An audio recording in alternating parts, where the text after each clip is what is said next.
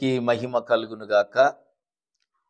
మన ప్రభువును రక్షకుడైన యేసుక్రీస్తు ప్రభువారి యొక్క కృపయు సమాధానం మీ అందరికీ తోడైయుండునుగాక. ప్రియమైన దేవుని బిడ్డలారా, ఈరోజు దేవుని వాక్యము మనము చదువుకొని ధ్యానం చేసుకుందాం. చూడండి, సామెతల గ్రంథం 23వ అధ్యాయము 15వ వచనాన్ని చదువుకుందాం. నా కుమారుడా, నీ హృదయమునకు జ్ఞానము లభించిన ఎడల అంటున్నాడు. జ్ఞానము లభించిన ఎడల, నా కుమారుడా, నీ హృదయమునకు జ్ఞానము లభించిన ఎడల నా హృదయము కూడా సంతోషించును, నేను కూడా సంతోషిస్తాను. నువ్వు జ్ఞానవంతుడు అయితే నాకు కూడా సంతోషమే అని చెప్పి ఒక తండ్రి తన కుమారుడితో మాట్లాడుతున్నట్టు ఈ మాట మనకు అర్థమవుతుంది. తండ్రి మాట్లాడుతున్నాడు, నా కుమారుడా, నీ హృదయమునకు జ్ఞానము లభిస్తే మరి నేను సంతోషిస్తాను అంటున్నాడు తండ్రి. ఇవాళ చాలా మంది యవ్వన బిడ్డలను మనం చూసినప్పుడు, చాలా కుటుంబాలు మనం చూసినప్పుడు, వారి యొక్క జీవితాల లోపలికి వెళ్ళి మనం ఆలోచన చేస్తే ఎంతో మంది తల్లిదండ్రులను బాధ పెట్టేటువంటి పిల్లలు ఉన్నారు.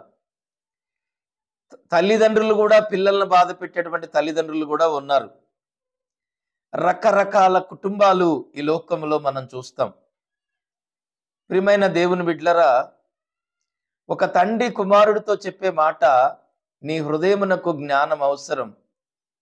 నువ్వు జ్ఞానం కలిగిన కుమార్తెవైతే, కుమారుడువైతే, ఒక తండ్రిగా, ఒక తల్లిగా నేను కూడా సంతోషిస్తాను అని తల్లిదండ్రులు బిడ్డలతో మాట్లాడుతున్నట్టుంది ఈ మాటలు. అసలు జ్ఞానం అనేది ఎందుకు అవసరం? జ్ఞానం అనేది ఎక్కడ దొరుకుతుంది? జ్ఞానం అనేది ఎలా సంపాదించుకోవాలి? జ్ఞానం అనేది ఎవరిస్తారు అనేది మనం ఆలోచన చేస్తే, ప్రియమైన దేవుని బిడ్డలారా, బైబిల్లో యాకోబు రాసిన పత్రికలో 1వ అధ్యాయము 5వ వచనంలో ఆ గ్రంథము రాసినటువంటి ఆ గ్రంథకర్త అయినటువంటి యాకోబు గారు ఏమన్నారంటే, మీలో ఎవరికైనాను జ్ఞానము కొదువై ఉన్న ఎడల నన్ను అడుగుము అని అన్నాడు. ఈ మాట ఎవరితో మాట్లాడుతున్నారంటే, దేవుడే స్వయంగా తన దాసుడితో చెప్తా ఉన్నాడు. దేవుడు మాట్లాడుతున్నాడు తన దాసుడితో కానీ, తన దాసురాలతో కానీ, తన బిడ్డలతో కానీ, సమాజంలో ఉన్నటువంటి ఎవరితోనైనా కూడా దేవుడు మాట్లాడుతున్నటువంటి మాట ఏంటంటే, మీలో ఎవరికైనా జ్ఞానం అనేది కొదువైతే మీరు నన్ను అడగండి. జ్ఞానం అనేది అది బజార్లో దొరికేది కాదండి. జ్ఞానం అనేది సూపర్ బజార్లో దొరకదు. జ్ఞానం అనేది మరి ఎక్కడైనా ఒక ఉన్నతమైనటువంటి 5 స్టార్ హోటల్లో దొరకదు. జ్ఞానం అనేది పబ్బులలో, మందుల షాపులలో, వైన్స్లలో జ్ఞానం దొరకదు. సినిమా హాల్లో జ్ఞానం దొరకదు. జ్ఞానం అనేది ప్రియమైన దేవుని బిడ్డలారా ఎక్కడ దొరుకుతుందంటే అది దేవుని దగ్గర దొరుకుతుంది. జ్ఞానం కావాలి అంటే మనం దేవుణ్ణి అడగాలి. జ్ఞానం పొందుకోవాలంటే దేవుని సన్నిధిలో మనం మోకరించి ప్రార్థించేవారిగా ఉన్నప్పుడు, దేవుణ్ణి మనం అడిగేవారిగా ఉన్నప్పుడు ఖచ్చితంగా దేవుడు మనకు జ్ఞానం ఇస్తాడు. ఈ జ్ఞానం అనేది మనం ఎందుకు మనకి అంటే, ఎవరైతే జ్ఞానము కలిగి ఉంటారో వారు మంచి చెడు రెండు వివేచించగలరు. మంచి ఏందో చెడేందో మనకు తెలియాలంటే జ్ఞానము కలిగిన హృదయం కావాలి. ఆ జ్ఞానము కలిగిన హృదయం ఎప్పుడైతే మనం కలిగి ఉంటామో ఈ సమాజంలో మంచి చెడు మనం తెలుసుకోగలం. ఏది మంచి, ఏది చెడు, ఎలా బ్రతకాలి, ఎలా బ్రతకూడదు, ఎలాంటి బట్టలు మనం కట్టుకోవాలి, ఎలాంటి బట్టలు మనం కట్టుకోకూడదు, ఏ విధంగా ఈ లోకంలో మనం ప్రవర్తించాలి, ఎలా ప్రవర్తించకూడదు, ఏది తినాలి, ఏది తినకూడదు, ఏది తాగాలి, ఏది తాగకూడదు, ఎక్కడికి వెళ్ళాలి, ఎక్కడికి వెళ్ళకూడదు, ఎలా ఈ లోకంలో ఎలా జీవించాలి, ఎలా మాట్లాడాలి, ఎలా మాట్లాడకూడదు, ఎలా మాట్లాడితే సమాజంలో మనకు మంచి పేరు వస్తుంది, ఎలా మాట్లాడితే చెడ్డ పేరు వస్తుంది, ఏ వస్త్రాలు తొడుక్కుంటే మనకు చెడ్డ పేరు వస్తుంది, ఏవి తొడుక్కుంటే మనకు మంచి పేరు వస్తుంది, అనేది జ్ఞానము కలిగి ఉన్న వారు మాత్రమే ఆలోచించగలరు. మంచి చెడు అనేది, జ్ఞానం అనేది ఉన్నవారికి మాత్రమే తెలుస్తుంది. జ్ఞానం లేని వారు ఎలా ప్రవర్తిస్తారంటే వారికి నచ్చినట్లు వారు బ్రతుకుతారు తప్ప ఇతరుల గురించి వారు ఆలోచించరు. ఎవరేమనుకుంటే నాకేంటి, నా బట్టలు నేను ఎలాగైనా తొడుక్కుంటాను, నా తిండి నేను ఎలాగైనా తింటాను, ఇంట్లో తింటాను, రోడ్డు మీద తింటాను, బట్టలు ఉన్నా పర్లేదు, బట్టలు లేకపోయినా పర్లేదు, ఎలాంటి బట్టలైనా వేసుకొని నేను తిరుగుతాను, నా ఇష్టం. ఇదంతా ఏంటంటే జ్ఞానము లేని మూర్ఖులు చేసే పనులు. అదే జ్ఞానము కలిగిన వారు ప్రియమైన దేవుని బిడ్డలారా, ఇంట్లోనే కాదు, ఇంట్లోనే సమాజానికి కూడా వీరి వలన మేలు కలుగుతుంది. ఎందుకంటే వీళ్ళుండే పద్ధతిని బట్టి, వీళ్ళుండేటువంటి పరిస్థితులను బట్టి ఇరుగు పొరుగు వారికి కూడా కొంత మట్టుకు వాళ్ళు కూడా మారతారు.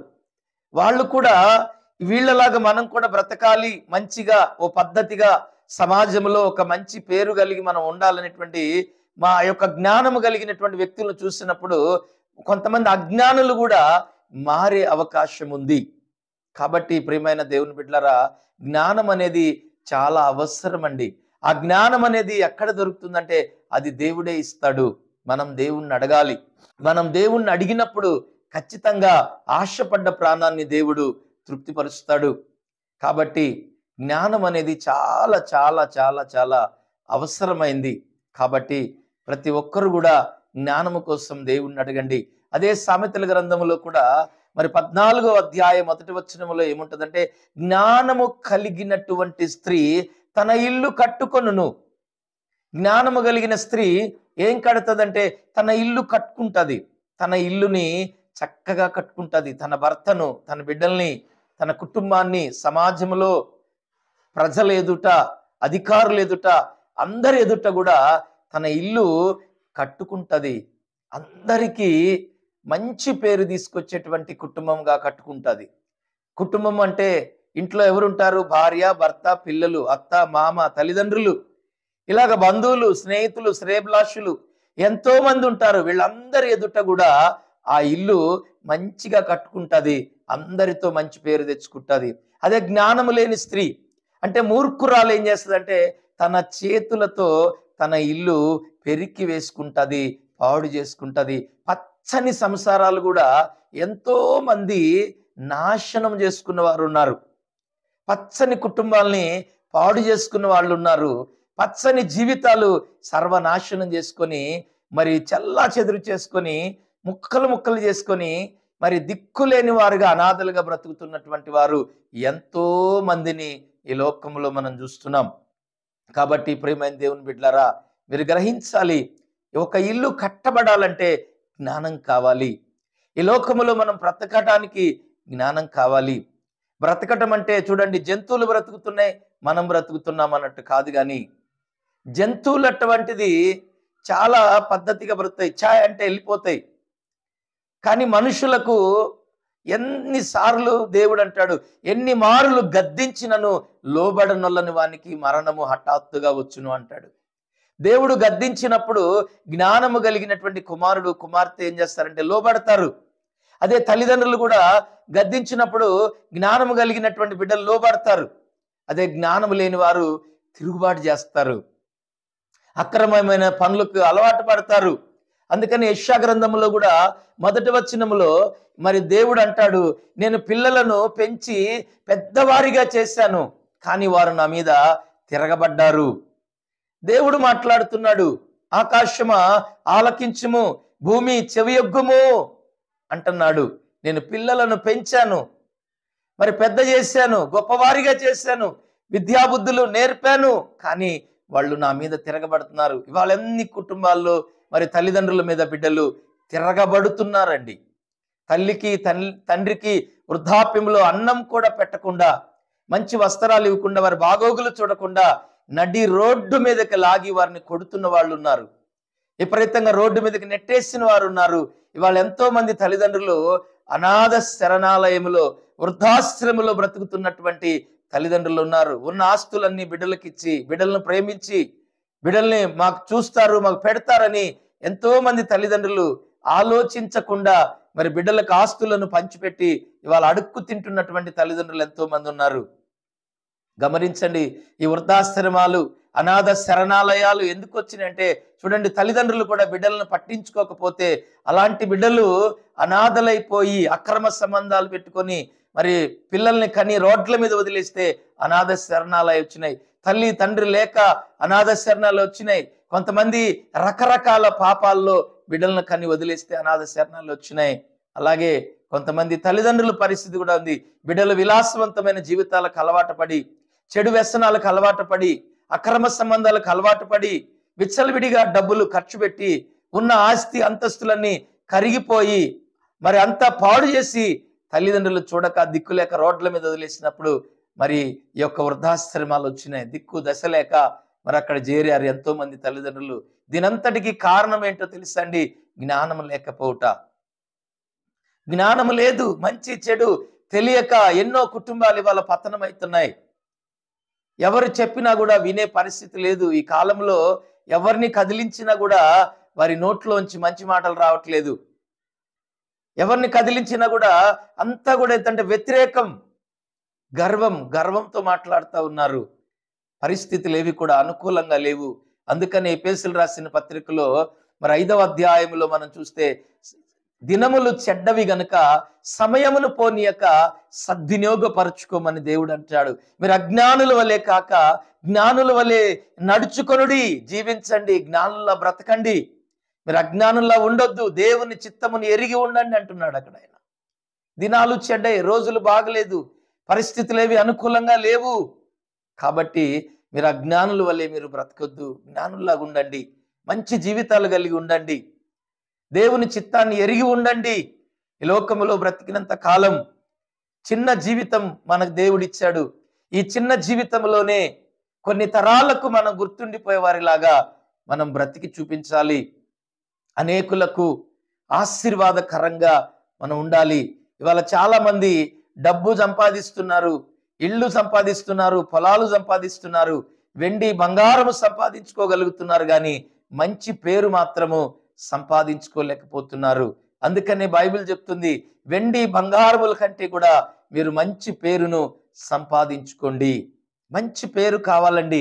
ఈ మంచి పేరు అనేది ఎలా వస్తుంది అంటే, ఎప్పుడైతే మనం దేవుని యొక్క చిత్తాన్ని మనం ఎరిగి దేవుని సంకల్పాన్ని ఈ భూమి మీద మనం ఎప్పుడైతే జరిగిస్తామో, దేవుని యొక్క మాటకు లోబడతామో, తల్లిదండ్రుల మాటకు ఎప్పుడైతే లోబడతామో, పెద్దల మాటలకు ఎప్పుడైతే లోబడతామో, వారు అదుపులో ఆజ్ఞలో మనం ఎప్పుడైతే నడుచుకుంటామో, అప్పుడు ఈ లోకంలో మనకు మంచి పేరు వస్తుంది. విచ్చలవిడిగా తిరిగితే, విచ్చలవిడిగా మాట్లాడితే మనకు మంచి పేరు రాదండి, ఉన్న పేరు కూడా పోతుంది. అదే కాదు, నీ తల్లిదండ్రులకు కూడా నువ్వు అవమానకరంగా ఉంటావు, నువ్వు ఆరాధిస్తున్న దేవునికి కూడా నువ్వు అవమానకరంగా మార్చబడతావు. ఎందుకంటే నీ వలన వాళ్ళకి చెడ్డ పేరు వస్తుంది. కాబట్టి ఈ లోకంలో నేను బ్రతికిందే బ్రతుకు అని ఎప్పుడు అనుకోవద్దు. నేను బ్రతకాలి, నాతో కూడా అనేకులు బ్రతకాలి, నేను ఆశీర్వదించబడాలి, అనేకులు ఆశీర్వదించబడాలి. నేను ఏ విధముగా, నేను ఎవరికైనా కష్టాల్లో ఉన్న వారికి ఏ విధంగా నేను సహాయపడగలను అన్న ఆలోచనతో మనం బ్రతికినప్పుడు మనకు మంచి పేరు వస్తుంది. ప్రియమైన దేవుని బిడ్డలారా, గమనించండి, మంచి జ్ఞానము కలిగి బ్రతకండి. విచ్చలవిడి మనస్తత్వాలు కలిగి మీరు బ్రతకొద్దు. దేవుని కృప మీకు తోడై ఉండునుగాక. దేవుడి మాటలు దీవించునుగాక. Amen, amen, amen. చిన్న ప్రార్థన చేసుకుందాం. కృపా సత్య సంపూర్ణుడు అయిన నా యేసయ్య, నీ పాదములకు వందనాలు, స్తుతులు, స్తోత్రములు. నాయన, ఈ వాక్యం వింటున్నటువంటి ప్రతి బిడ్డకు మంచి జ్ఞానము, తెలివి, వివేకములు మీరు అనుగ్రహించండి. ప్రభా, ఈ లోకములో ఎలా బ్రతకాలో, ఎలా నడుచుకోవాలో వారికి తెలివిని మీరు ప్రసాదించమని ప్రార్థిస్తున్నాను. నీ కృపలో వారిని భద్రపరచండి అయ్యా. ఇంకా తల్లిదండ్రులను దుఃఖపెట్టేవారు, మరి తల్లిదండ్రులు బిడ్డలను దుఃఖపెట్టేటువంటి తల్లిదండ్రులు ఈ సమాజంలో ఎక్కడైతే ఉన్నారో వారందరికీ ఈ వాక్యము నాయన వారికి జ్ఞానం అనుగ్రహించబడినట్లుగా వారు వింటున్నప్పుడు నాయన మోకరిల్లి ప్రార్థించి వారి జ్ఞానమును సంపాదించుకున్న బిడ్డలుగా మీరు చేయమని, వారి కుటుంబాలు సమాజంలో ఘనముగా కట్టబడినట్లుగా మీరు కృప అనుగ్రహించమని, జాగ్రత్త కలిగి బ్రతకడానికి సహాయం చేయమని, మీరే మహిమ ఘనత ప్రభావాలు పొందమని యేసు నామములో అడుగుచున్నాను తండ్రి. Amen, amen, amen. God bless you. అందరికీ వందనాలు.